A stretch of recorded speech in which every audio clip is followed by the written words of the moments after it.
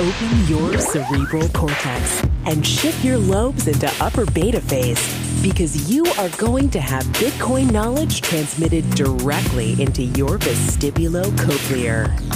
Your host at Bitcoin Knowledge is Trace Mayer, an early Bitcoin advocate since it cost $0.25, but this is not intended to be investment advice. A doctor of jurisprudence, but this is definitely not legal advice. And an investor in core cryptocurrency infrastructure, including Armory, BitPay, Kraken, and Mitagio, but this is not a recommendation of those services. Here, you get fed via direct mind download with pure and free Bitcoin knowledge.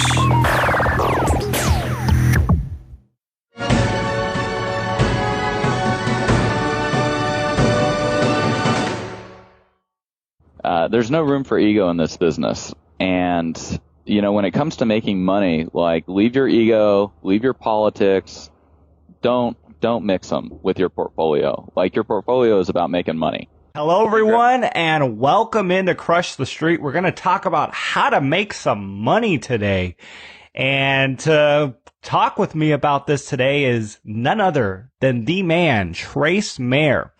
Now, he was among and probably the first blogger to publicly recommend blockchain technology, Bitcoin.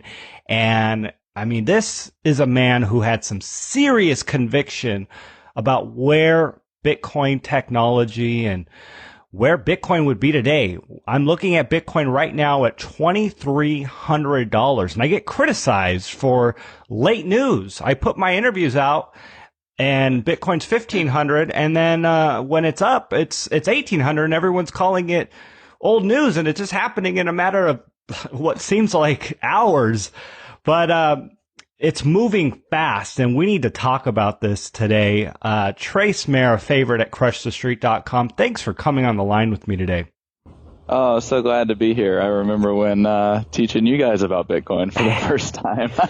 Hey, man, and I wish I put a lot more money into it at a much earlier stage than I did now. I'm regretting that bigly here. Well, don't we all? I mean, I do remember quite a bit because, I mean, you mentioned like the first public blogger. I got a YouTube video published January 11th, 2011, you know, talking about recommending Bitcoin. And that's about the time that Roger Ver bought his first Bitcoin, let alone started talking about it.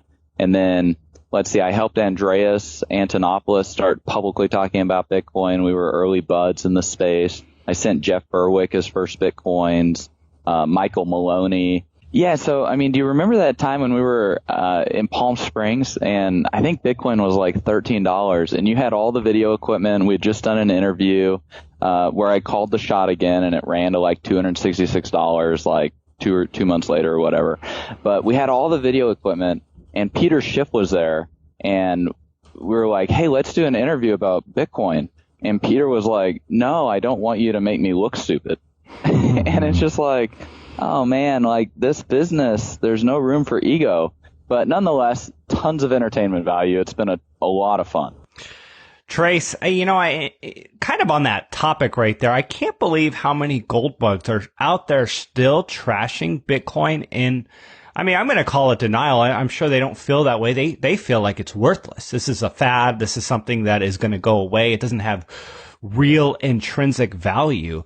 And I was skeptical. Even back then when we were talking about it, I thought there was a potential, but I didn't know. It didn't have that history of money that, you know, gold had, obviously, even the fiat dollar. This was just something that was brand new. But of course, after some due diligence and watching it prove itself year after year as transaction volume came in and it just continued to grow and mass adoption took place, I had to eventually acknowledge the trend. And we've been covering Bitcoin here and topics, interviewing tons of experts on the channel for now a few years. And hey, I mean, we've become a real resource here at Crush the Street, and I'm very happy with what we're seeing happening in Bitcoin as I'm invested in it and I'm up pretty big. But, you know, do you have anything to say to these people who are just gold and silver and no more? And how long are they going to be until they they come around to this. Yeah, I mean, I guess I just mentioned it there. Like, there's no room for ego in this business. And, when it comes to making money, like, leave your ego, leave your politics. Don't mix them with your portfolio. Like, your portfolio is about making money. And, so like, leave all that stuff out. And I think what we're seeing with Bitcoin, and it's such a fascinating sociological experiment, is we're seeing massive amounts of cognitive dissonance, and Bitcoin is just dragging it out and making people face that cognitive dissonance face to face. We're finding that cognitive dissonance in terms of how strong people think the state really is, because, hey, is Bitcoin censorship resistant or not? I mean, you have a lot of people who think they're libertarians, who rail against the state, like, when they're out publicly talking and whatnot. But, like, when it comes to, like, betting money or whatever, they're not betting it on Bitcoin. And I think it's a kind of a form of cognitive dissonance. A good example was Rick Rule.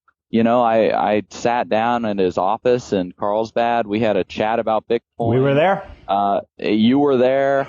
I mean, like, okay, so Rick Rule, part of the Sprott group, right? Sprott was a big investor in gold money. I was an investor in gold money. I brought Bitcoin to a couple members of the gold money board when it was a freaking quarter. Wow. Like, I mean, gold money could have been this exchange between physical gold and Bitcoin, right? Like, that was kind of my vision with bringing, letting them know about it, all this stuff. Now they accept Bitcoin to fund your account. But hey, like, it's 8 years late, right? Like preparation and opportunity, that's where luck comes in. Right. I mean, luck is not an accident. I don't really think there's anything such as luck, to be honest. There's always some force at work. And so, like, this is a form of cognitive dissonance. In fact, one of those members of the Gold Money board, he made a very good presentation at a board meeting about accepting and rolling out Bitcoin. This was, I think, even later, like 2013. I mean, a great case, great argument for it. He's one of the major investors in Gold Money, he still hasn't bought any Bitcoin, as far as I know, because he just hasn't put in the work and the effort to figure out how to have a wallet. Wow. So, I mean, like, the degree of cognitive dissonance that people suffer from and are suffering from, and I think the root cause of that is a lack of humility. It's this love of their own self and their own intellect, thinking that they're so important. You got to leave that at the door, man. You can't mix that with your portfolio. It is toxic. Yeah. And, so that's one of the things I really try to do is I try to take myself out of this. I try to see things as they really are. And then I also try to have in my motivation, like, I just want to help people. Like, I want to help people get the facts, understand what's going on so that they can take their own actions with stuff. And, that's kind of my motivation behind publicly talking about it at all, even, or any of this stuff. And also because it's got this component of sound money, freedom of speech. These are all, civil liberties, human freedom type of things. And that stuff, like, really kind of gets me, that gets me kind of charged. And so, that's really where my motivation's coming from. And so I think if you are bringing in ego, there's just going to be cognitive dissonance, and you're going to get ran over by the Bitcoin train. It's not going to be any fun. I completely agree with you. And I love what you said about the sociological experiment. And I think that is so true.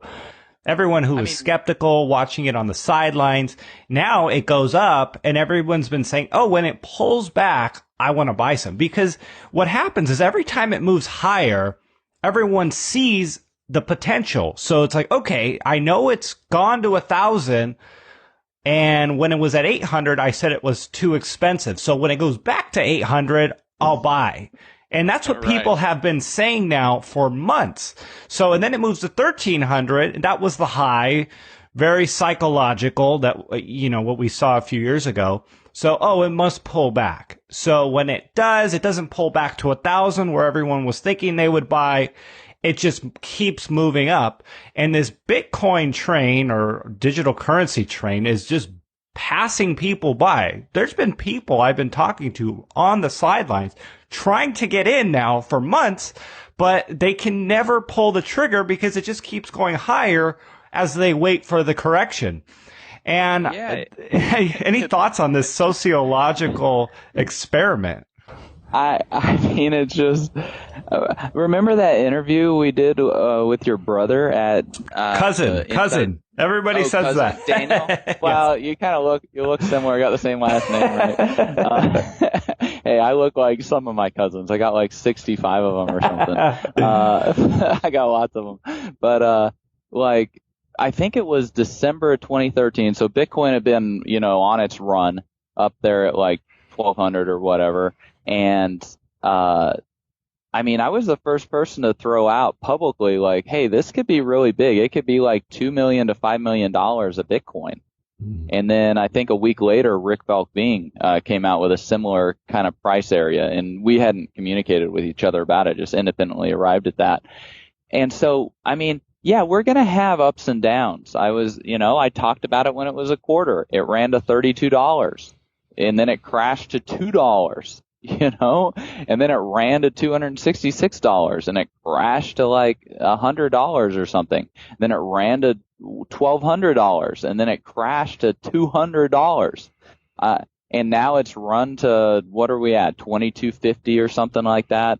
It'll probably keep running. 8 months ago, I did an interview with Jeff Berwick. I think I also did an interview with you guys where I talked about, hey, we're in another bull run. It's going to go to, I would say, $3,000 conservatively. Well, look, here we are. I freaking called the shot again, like fourth time in a row. And this time around, I mean, we have no idea like where this thing could go. Japan just passed legislation April 1st that makes it legal to use it over there. It's cleared up a lot of uncertainty. Now you've got Forex dealers in Japan, like letting people trade Bitcoin on margin, basically. So you've got a yen Bitcoin carry trade. I mean, Bitcoins are trading for something like $2,700 on Bitflyer, the largest Japanese exchange. I mean, where could this go? We got no idea where the top of this is, because we have no idea how much fiat currency is out there and how much is going to get created. And yet there's trillions and trillions of dollars. There's $12 trillion just in U.S. bank accounts. You start moving just fractions of that into Bitcoin, and Bitcoin being equity-based monetary system is like a black hole to this fiat currency fractional reserve banking system.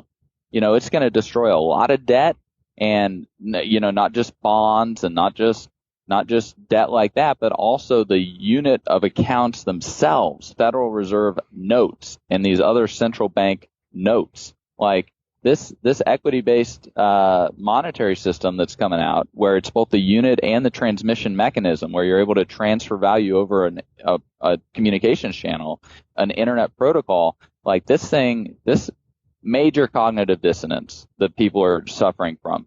And it is in the starting stages of the largest wealth transfer the world is probably ever going to see.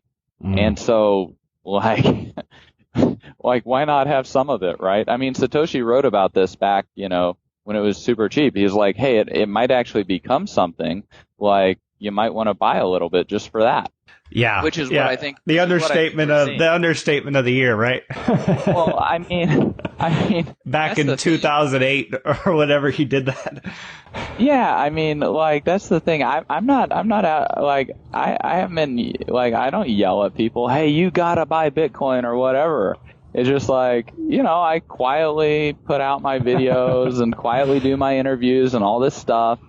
But 6-7 years down the road, I point back and I'm like, hey, scoreboard, Mm-hmm. Trace, what does a bubble feel like? And is this sustainable? Because I think what makes this feel like a bubble now is that everyone's buying just for the profits.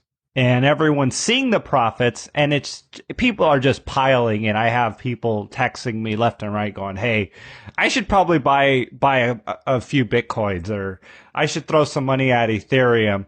When before they were just like, I don't believe it. But because it's just continuously going crazy, up higher and higher and higher, it's attracting a lot of speculative money. And that's what makes me feel like this is starting to turn into a bubble. But, you might disagree with that. And I'm not saying it's a bubble because like you said, who knows how high this can go and where the top would be. But there are certainly some free market forces at play here, and it's going to go up and it's going to have corrections. So what are your thoughts on the current environment with the way people are getting into Bitcoin now and a lot of these other digital currencies? Yeah, so I'll address some fundamentals of that later. Just, in terms of bubble, hey, maybe this has just all been a big bubble because, if you look at 25 cents to 22.50, you're looking at a return in 6 years that is 2 to 3 times what Berkshire Hathaway has returned in 40 years. Mm. Right? Like Warren Buffett, best investor ever. Mine is like 2 to 3 times his in 1/5 the time. Right? Like, hey, is this a bubble? We can have a big correction, and my performance is still going to be significantly better than Buffett's. Mm-hmm. So, when we're looking at, he's investing in IBM, which is losing money. I'm playing with blockchain stuff. We're dealing with an innovation revolution. When we had the tech bubble in the late 90s, that was not sustainable. But out of that, what did we get? We got Amazon, Google, Facebook, YouTube. We got Fandango. We got all these things that have changed our lives. And so likewise, we're going through a financial, technological revolution right now. And that's why I'm just, I would not short any of this stuff, even though I know that there's probably going to be a correction, whether it's in altcoins or in Bitcoin or whatever, because I think this stuff gets overvalued. But the other part is, how do you figure out how to value this stuff? I mean, I've been in this pretty much since the beginning, and I have a really hard time trying to come up with a way to fair market value, to try and figure out what this stuff's actually worth. One way that I really like to look at it is I like looking at transaction fees. And the reason is because transaction fees represent an actual economic cost that users are incurring to use the blockchain.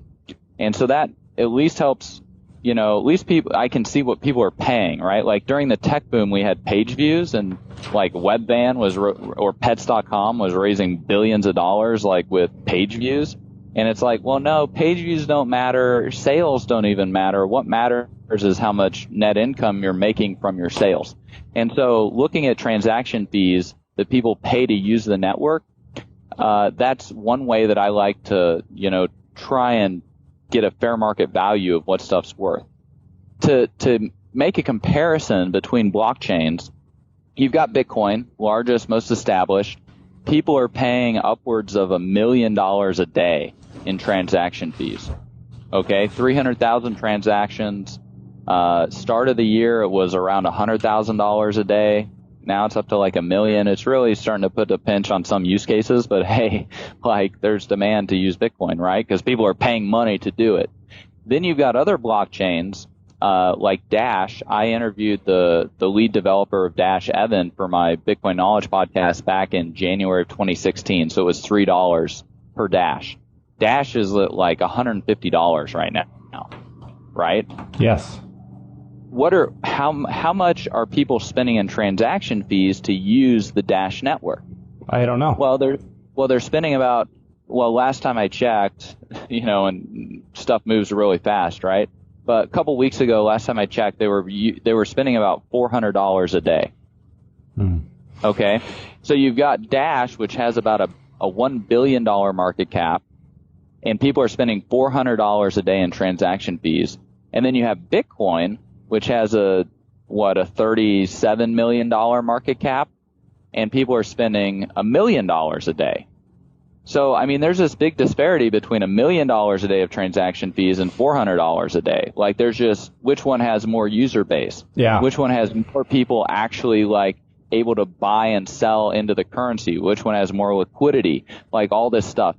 When I did the comparison between the two, if Bitcoin were to have the same market cap ratio to transaction fees as Dash does, then the price of Bitcoin would have to be like $36,000 right now. So I'm kind of looking at that and I'm like, well, maybe Bitcoin is undervalued or Dash is overvalued, or it's a function of the two, right? Like maybe one's overvalued, one's undervalued. And so that's like a way to perhaps figure out how to trade one blockchain against the other or something. But I mean, what else are we going to use in terms of like an objective, fundamental type of analysis? Because I mean, I like to take emotion out of it as much as I can and look at like objective factors. And I particularly like objective factors that are helping with price discovery, where people are having to actually pay money to use something, because that shows how much people are valuing one thing over another.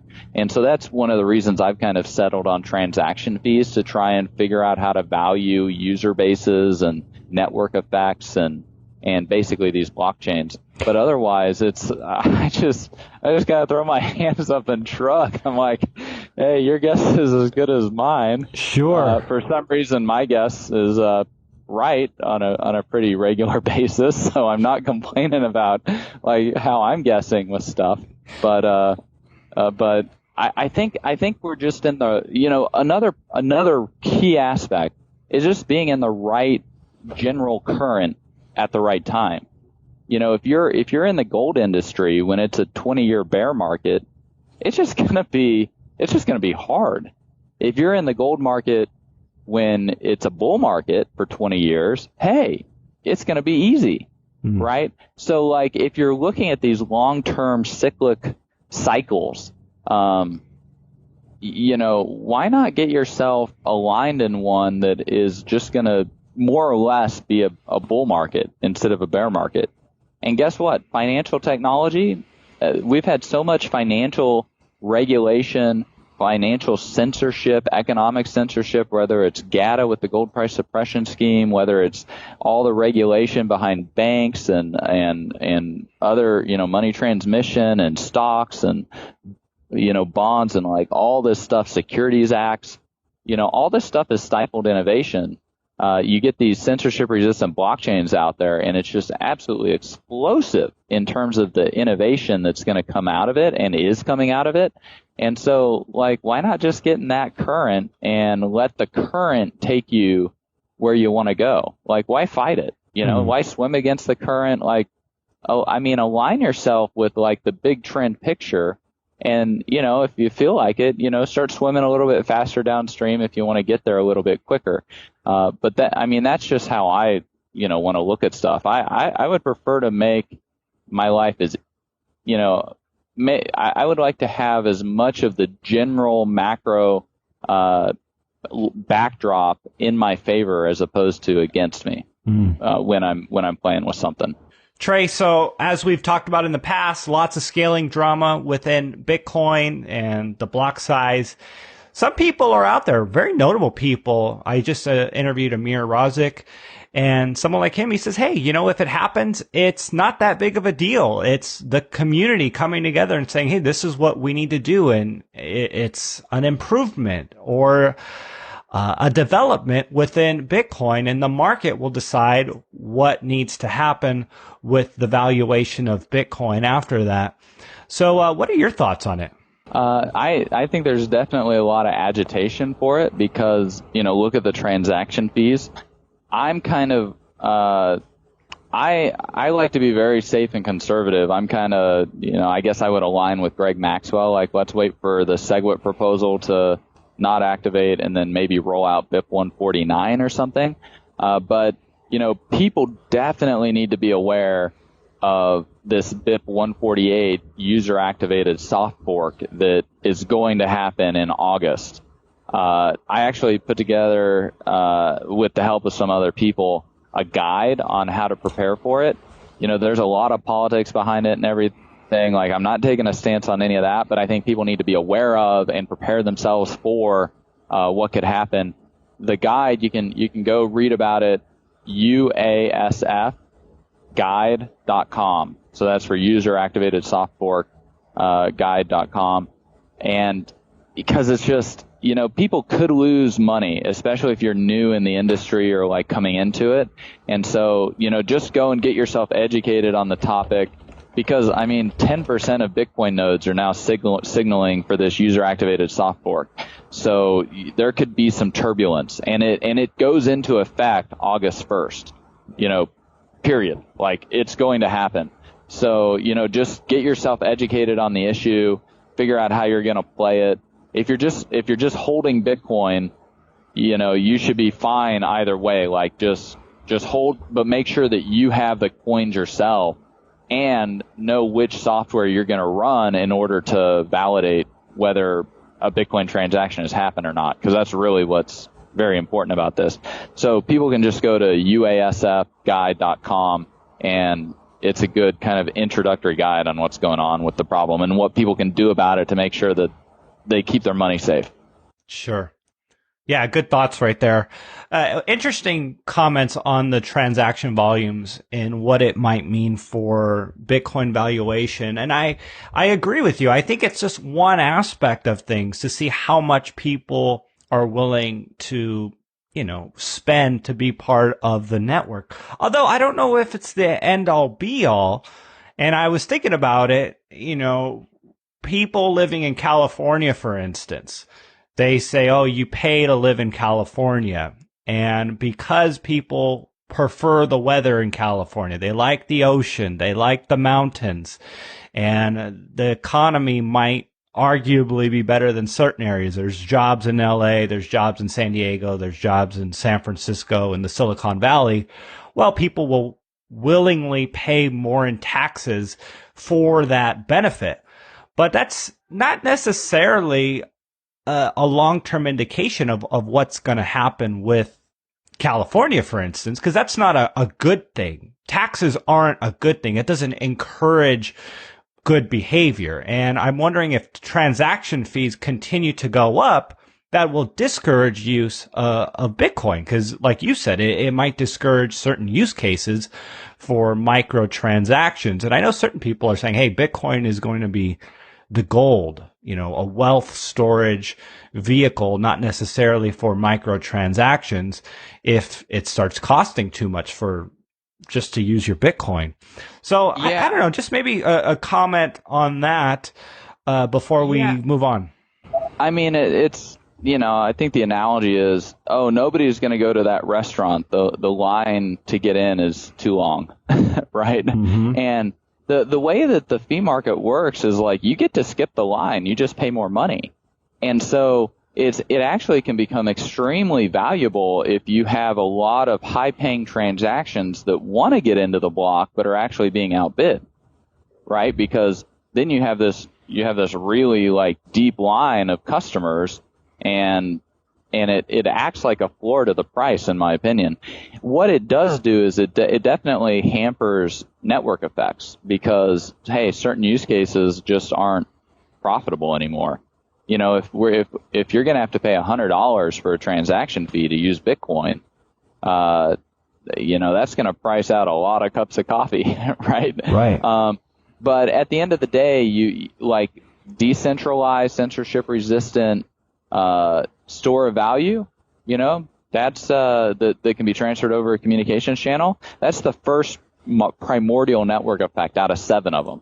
And I would say that's the most important network effect. That's the network effect that we should guard above all others. and then the second network effect, we guard that above all others, except for the first network effect, and then so on down the line with the network effect. So we've got speculation, we got merchants, consumers, miners, developers, financialization, and then world reserve, settlement, currency, status. Those are our 7 major network effects that I've kind of identified with it.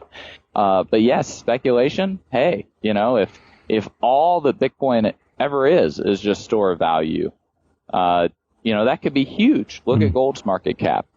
But if we could also have Bitcoin replacing Visa and MasterCard and bank wires with things like Lightning Network and Liquid, hey, now we're taking a second network effect with merchants and consumers, right? Second and third network effect. And all of this increases demand for the unit of Bitcoin because you got to use that to move over the network. So that makes the price higher, which makes miners more inclined to secure that network. And then, of course, developers want to work on whatever project the speculators have found most interesting. So, you attract the best of the best talent, and money follows management. And in this case, money's following developers. The best developers, the legends who have built the internet, built stuff like Tor and BitTorrent, Bram Cohen and Adam Back, both working on the Bitcoin core implementation of Bitcoin. So, it's going to be fun seeing how it plays out. We've gone from, I think there were maybe 300 to 500,000 total Bitcoin community users or holders back in the 2013 bubble when it ran to like 1,200. I think we're around 3 to 7 million users now, if not more. So just in terms of the number of people who've got accounts set up where they can transfer money from their bank account to their exchange account and buy Bitcoin, it's just so much larger. And, that has a quadratic scaling effect in terms of potential money that can come into this space, which is hugely cool because, there's just not that much float of Bitcoin that's actually saleable on the exchanges. Because so many people have either lost their Bitcoins or their Bitcoins are just in cold storage and they're not moving them. Why move your Bitcoin? You're going to pay capital gains tax. Like, I don't sell my Bitcoins. Sure. Like, I don't need physical cash or American Express cash, right? Like, I got enough of that. So, like, why lose, 20-30% of your Bitcoins for capital gains? Sure. I agree. Yeah, I haven't sold a dime either. Yeah. Trace. Yeah, so this is going to be an exciting experiment. Yeah, absolutely. Hey, real quick, do you have an estimate for how much Bitcoin is out there? What are the talks for how much Bitcoin is tied up in hard drives and dumps? Yeah, so we've got like 16.35 million Bitcoins that have been produced so far. Estimate would be maybe 3 or 4 million of that is not saleable. Wow. So 25%, right? Yeah, because people have either lost it. Like one guy threw out his hard drive, it had 10,000 Bitcoins on it. Like, whoops, there went $20 million. In the early days, people lost their private keys or this, that, or the other. So there's a lot of just lost, unsaleable Bitcoin. Another thing is, as the transaction fees increase, the way that transaction fees are calculated, it's the size of the transaction. So you have some UTXOs, those are the transaction outputs.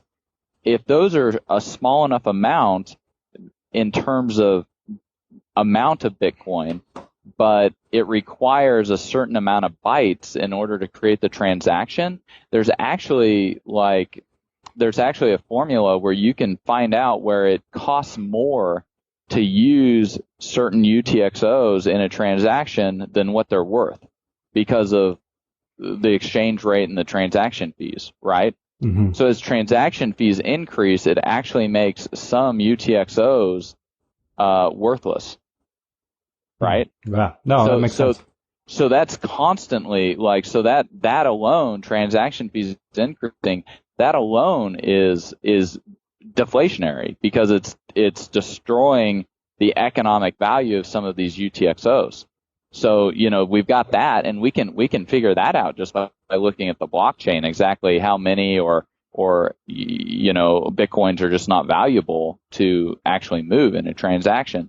And then you've got new users who, buy Bitcoins, and then they, like like I had one friend, he bought some Bitcoins on his iPhone, and he had paid for breakfast, so I sent him some Bitcoins to pay for it.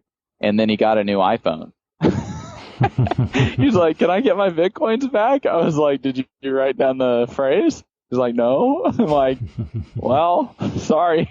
Oh man. I mean, it'd be funny if it weren't so sad, because I think that like breakfast, those Bitcoins are probably like $5,000 or $6,000 now, because it's been a couple years. So, you've got user error like that.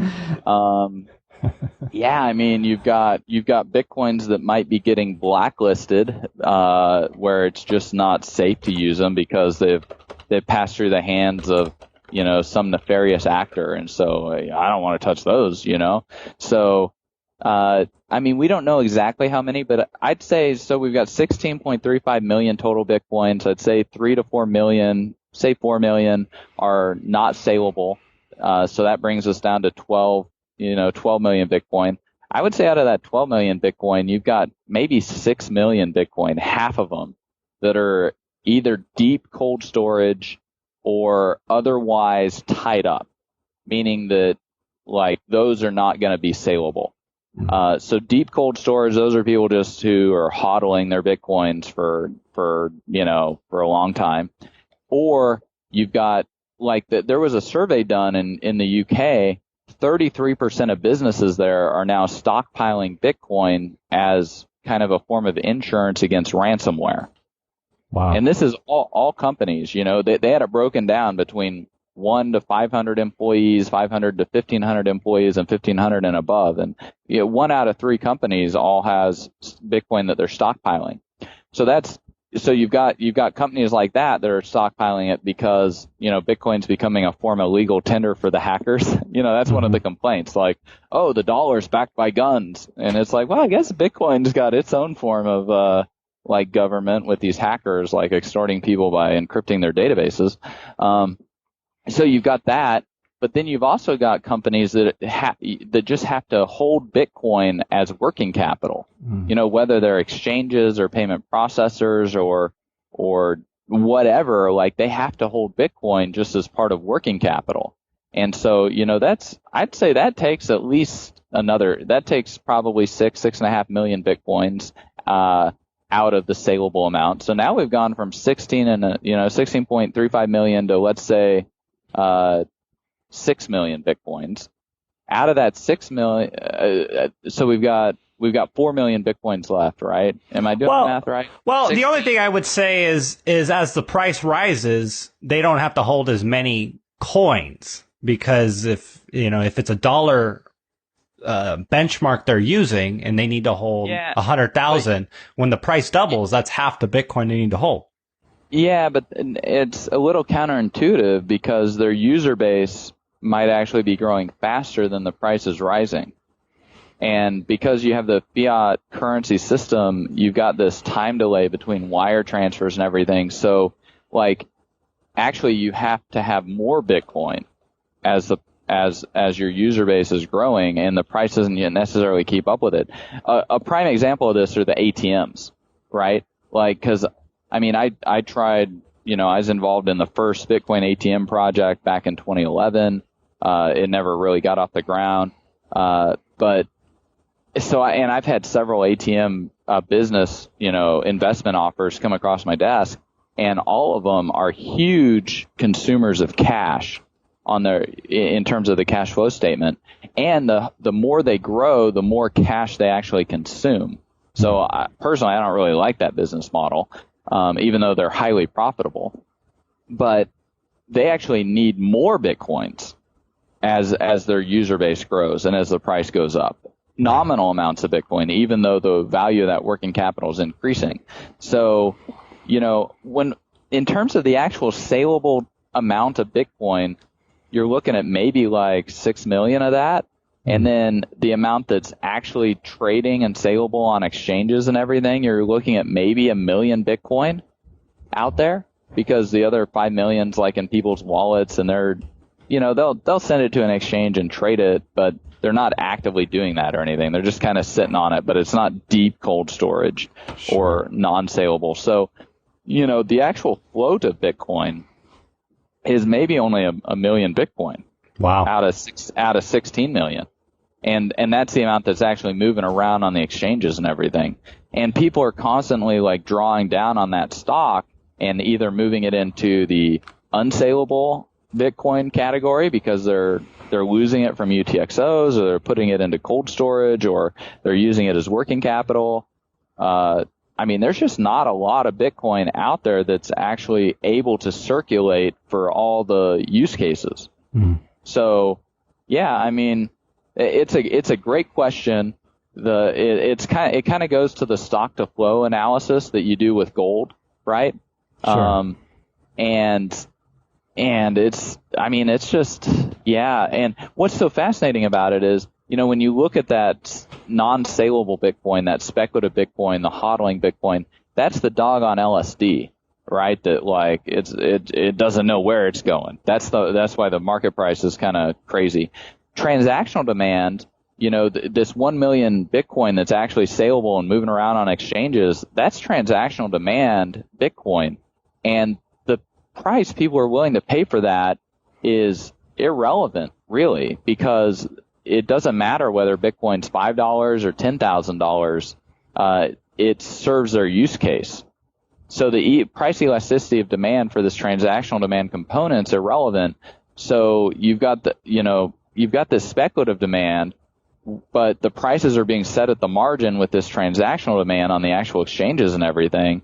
And I think that's one of the reasons that leads to these massive booms and massive busts in the Bitcoin like price psychology is just because supply is totally limited in amount and known.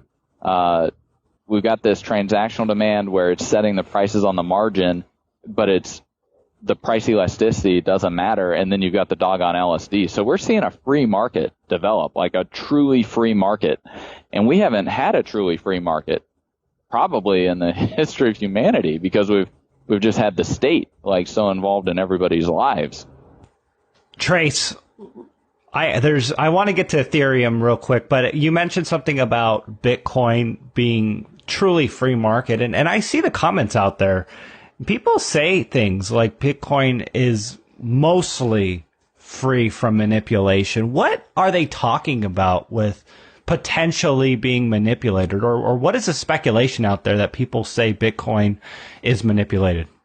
Cognitive dissonance? What are they saying? Like, because when you actually look at the argument, like philosophically, and then through the lens of Austrian economics, I just laid it out. We've only got 3 different parts of this equation.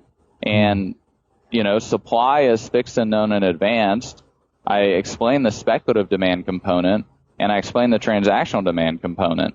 Like, if you're trying to say, oh, we've got high-frequency traders this, or we've got big whale holders that, or blah, blah, blah, blah, blah, like, I'm just not buying it. Who's manipulating this? Right. What are they going to do? Manipulate the price down or manipulate the price up? Like, this is just price discovery. It's the dog on LSD. Yeah. And everybody wants to chase the rabbit. And so if somebody tries to manipulate the price down, guess what? Like, the market's going to break that price, like that attempt at a price control. They've done it. And one of the primary ways that the price is manipulated down is by selling people, selling the same Bitcoin 2 or 3 or 4 times. Mm-hmm. And how do you do that? Well, you don't have as many Bitcoins as you have, like customers who have Bitcoins on your exchange or whatever. Right?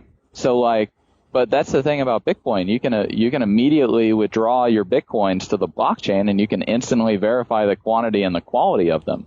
Unlike gold, you got to melt that bar down and recast it.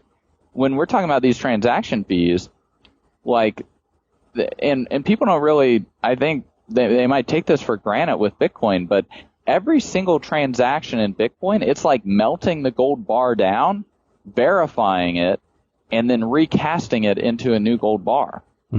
And right now the transaction volume, it's the equivalent of like 50 or 60 tons of gold per day being melted and recast. Wow. In terms of Bitcoin settlement currency functionality right now. And that's really cool when you think about it. That is really cool. Because, hey, you can only manipulate the market so long before you have to deliver Bitcoins on the blockchain to somebody who's got them stored in their own Armory wallet, running their own full node. Right? Yeah. It's like, hey, show me the blockchain or it didn't happen. Trace, let's get to Ethereum here. I want to keep this interview for under an hour. I'm loving it, by the way. This is digesting this amazing information here. But let's talk about Ethereum. I'm getting tons of emails, tons of texts regarding Ethereum. It traded for the longest time between $7 and $10. And here we are with it right under $200. Some are saying it could rise to Bitcoin's price and even outpace it with its first stop at $1,000 a coin. What are your thoughts on Ethereum, and is it something you see as a contender with Bitcoin and something that could potentially outperform it? Well, it's definitely a contender. I mean, it's number 2 market cap, right, on coinmarketcap.com. Personally, Ethereum's generating a ton of exchange fees at Kraken, which I'm an investor in. We're the largest Kraken exchange, by the way, largest Bitcoin exchange that does fiat support. Then there's Poloniex. Man, I have some reservations about Ethereum. One is look at the size of the blockchain and the rate of growth of their blockchain. Is that really scalable? 2, look at how they handled the DAO. Is the Ethereum blockchain really immutable? Is it really censorship resistant and decentralized, or is it just proof of vitalik? 3rd, okay, so you've got Solidity, but what about Rootstock? Going to be able to port Solidity directly over onto Bitcoin via Rootstock. And then you get all the security of the Bitcoin blockchain. 3rd, I don't know that Ethereum's really designed to be this settlement currency, store of value type of primordial use case like Bitcoin is. You have to take these ethers and then you refine them into gas, and then the gas powers the contracts. So, I mean, those are some of my reservations on it. It's run from 60 cents to $180. So, hey, and don't get me wrong, I've never shorted Ethereum. I've only been able to play it in a way that's long on Ethereum. So, I'm not an Ethereum hater or anything. In fact, I love all the innovation that's going on across this space. I would just, look at what transaction fees are for Ethereum. How big is their user base actually? I'm not seeing the website traffic from Ethereum related keywords and stuff that's anywhere close to the size of the Bitcoin community. I mean, Ethereum is a tiny fraction. I mean, we're talking 3 to 5%, similar amount of web traffic, Google searches and whatnot, if that. And so, Ethereum, I think, does have a lot of corporate backing. You had Microsoft decide to invest in things. So, if you've got some big money behind there that's going to prop up the price as a way to kind of fund a tech incubator to just have people tinker around and see what they can build, I think that might be a little bit of what's going on around Ethereum. But it's great. It's making us a ton of exchange fees. So I'm all for it. Keep the money coming, Microsoft and banks and stuff. But I just don't know how long or how sustainable that is. Sure. And I would look at transaction fees in terms of dollars that are paid every day. And then, and that's not even looking at the technical the technical sustainability of it. I think that the rate of speed at which their blockchain is growing, that kind of concerns me. So, at least Bitcoin, 1 megabyte block size, hey, like, that's much easier to kind of get your arms wrapped around in terms of attack surface and attack vectors. The other thing is, Bitcoin scripting language is pretty, like, it's very locked down, whereas Ethereum's is much more open.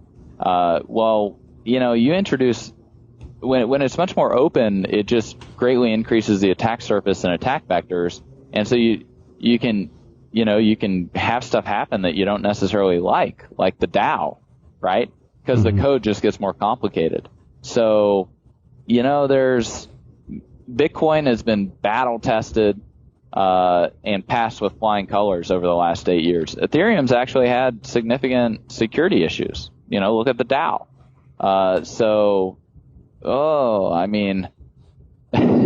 Is it a fun speculative instrument to trade? Yeah. Would you keep, your life savings in there? I don't know. I don't even know if Bitcoin plays that role for most people. It depends how comfortable you are with the tech, and you should always understand what you're buying. But that's just kind of my general take on everything. Very similar with Ripple. Ripple has locked up the vast majority of their XRP. So they're kind of playing games with market cap and stock to flow and all this stuff. And then you've got different use cases. There might be a very good use case for a blockchain that is corporately controlled, that is censorable. There might be a use case for that, and the market might very well value that. And so likewise, a decentralized censorship-resistant one.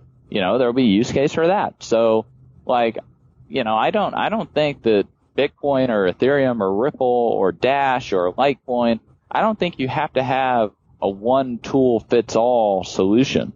I think that, we can have lots of different tools and lots of different innovation taking place, and use these different tools to solve different problems. I mean, right now we've got the dollar is the only way that we're able to communicate value. Before these cryptocurrencies came about, it's like saying that, and having this nationalized way to transfer value, there's just no innovation. It's like saying the only way we can transfer information on the internet is with Twitter. No YouTube videos, no blog posts. We're only going to use 140 character Twitter, and anything else is going to get regulated out of existence. Now we're on the other side of the chasm, where people can build whatever tool is going to be most useful for whatever use case.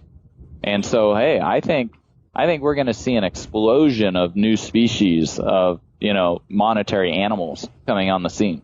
Trace, and this is my last question for you. I was from the users. A lot of people are seeing Steam grow. What are your thoughts on the platform, and what are your thoughts on Steam? So I've had a lot of fun over at Steam. I've posted articles and made money.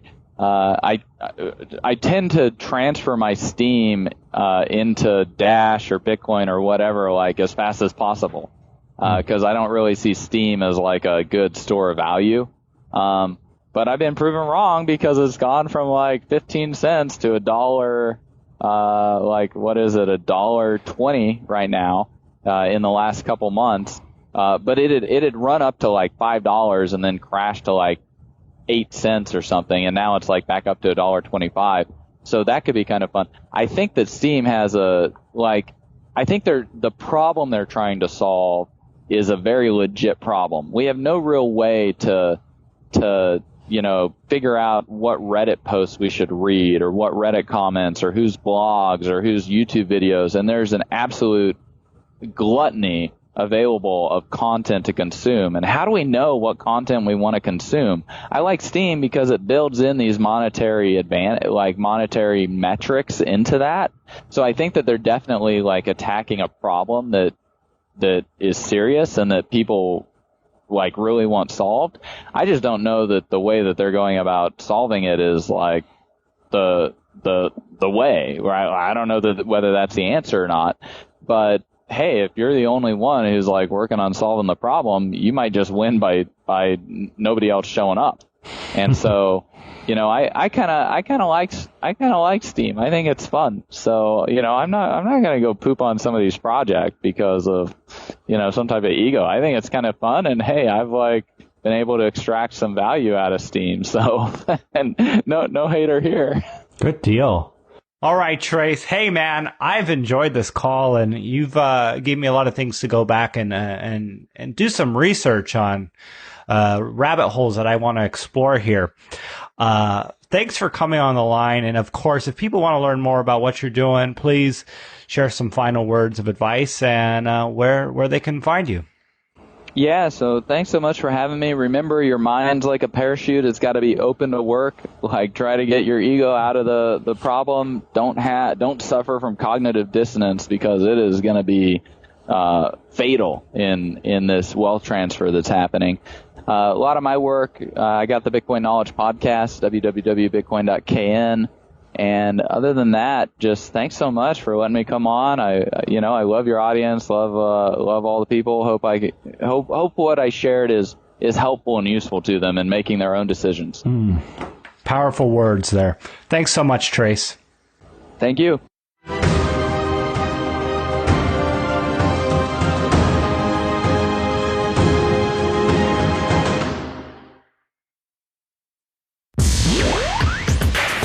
Be sure to get a copy of the free Bitcoin Guide at freebitcoinguide.com.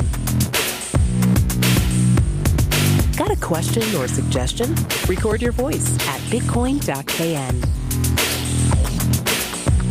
Don't be shy. To help the show, share bitcoin.kn with friends, post about it on Reddit, and otherwise spam the interwebs.